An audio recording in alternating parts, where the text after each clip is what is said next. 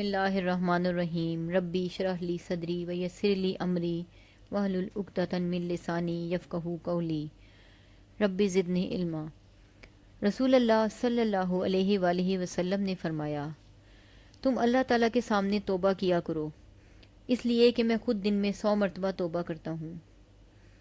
ایک اور حدیث شریف میں ہے کہ جس شخص نے ہر گناہ کرنے کے بعد فوراً توبہ استغفار کر لیا، اس نے گناہ پر اصرار نہیں کیا، اگرچہ وہ 70 مرتبہ توبہ استغفار کے بعد بھی گناہ کرے۔ گناہ اور خطاؤں سے معصوم مخلوق فرشتے ہیں۔ اگر انسان گناہ اور خطا بالکل چھوڑ دیں تو انسان نہ رہیں، فرشتے ہو جائیں، تو پھر اللہ تعالیٰ کی صفت عفو و مغفرت، معاف کرنے والا اور بخشنے والے کا کوئی محل نہ رہے، اور اللہ تعالیٰ نے اس تمام کائنات کو اپنی صفات و کمالات کے اظہار کے لیے پیدا کیا ہے۔ اس لیے لازمی طور پر ایسے فرشتہ صفت انسانوں کی جگہ اللہ پاک بھول چوک کرنے اور اپنی خطاؤں اور گناہوں سے معافی مانگنے والی مخلوق کو پیدا کرے گا، تاکہ اس کی ان دو عظیم صفتوں کا ظہور ہو۔ وہ خطائیں نہ کریں اور معافی مانگیں، اور اللہ معاف کرے، وہ گناہ کر بیٹھیں تو فوراً توبہ کریں، اور اللہ پاک ان کے گناہ بخشیں۔ غرض حدیث کا مطلب صرف یہ بتانا ہے کہ خطا، قصور اور گناہ کر بیٹھنا انسان کی فطرت میں داخل ہے۔ اس پر خدا کی رحمت سے مایوس نہ ہونا چاہیے، بلکہ فوراً توبہ استغفار کرنا چاہیے۔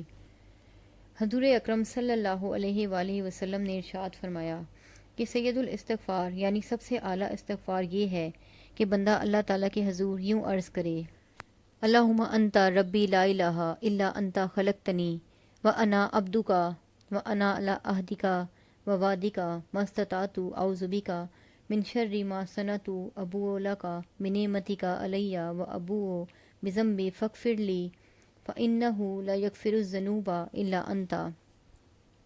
اے اللہ، تو ہی میرا رب یعنی مالک المولا ہے، تیرے سوا کوئی مالک و معبود نہیں۔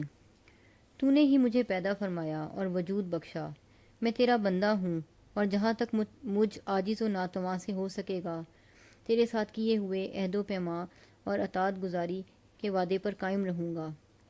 تیری پناہ چاہتا ہوں اپنے عمل و کردار کے شر سے۔ میں اقرار کرتا ہوں کہ تو نے مجھے نعمتوں سے نوازا، اور اعتراف کرتا ہوں کہ میں نے تیری نافرمانی کی اور گناہ کیے۔ اے میرے مالک و مولا، تو مجھے معاف فرما دے اور میرے گناہ بخش دے، تیرے سوا گناہوں کو بخشنے والا کوئی نہیں۔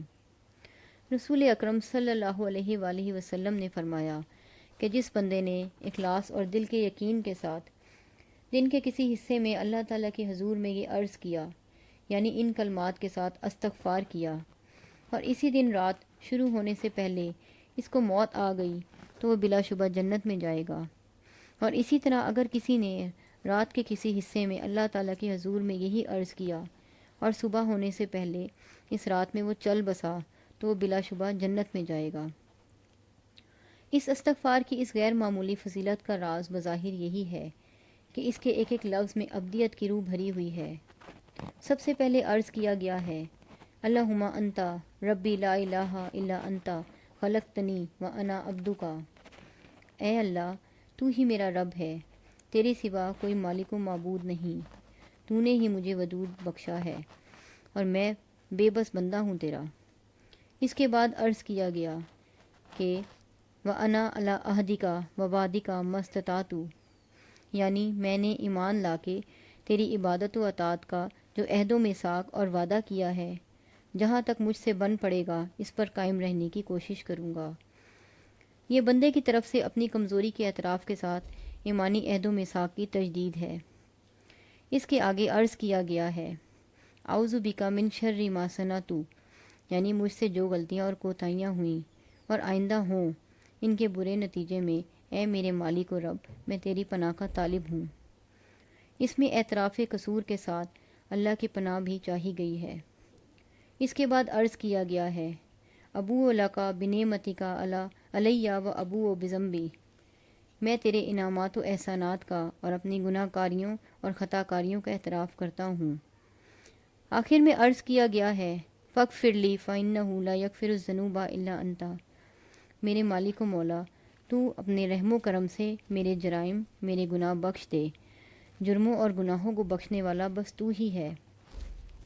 حق یہ ہے کہ جس صاحب ایمان بندے کو وہ معرفت و بصیرت نصیب ہو، جس کے ذریعے وہ اپنی اور اپنے اعمال کی حقیقت کو سمجھتا ہو اور اللہ تعالیٰ کی عظمت و جلالت اور اس کے حقوق کو بھی کچھ جانتا ہو، تو وہ خود کو صرف قصوروار اور گناہ گار اور خیر اور بھلائی کے معاملات میں بالکل مفلس اور تہی مایہ محسوس کرے گا، اور پھر اس کے دل کی آواز اور اللہ تعالیٰ کے حضور میں اس کی التجا یہی ہوگی جو رسول اللہ صلی اللہ علیہ وآلہ وسلم کی تعلیم فرمائے ہوئے اس استغفار میں محسوس ہوتی ہے۔ اللہ تعالیٰ ہم سب کو گناہوں سے محفوظ رکھے اور استغفار کی توفیق دے، آمین۔